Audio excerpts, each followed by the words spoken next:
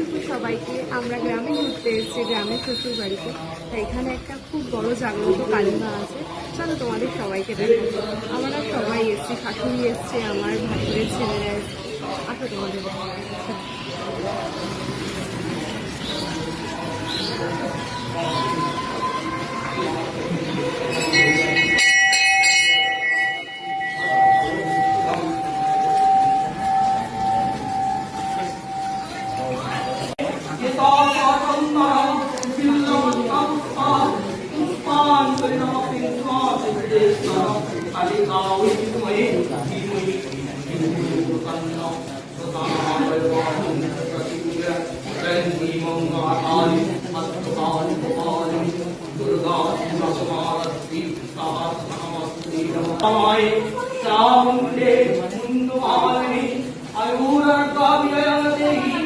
देवी नमोस्तुते।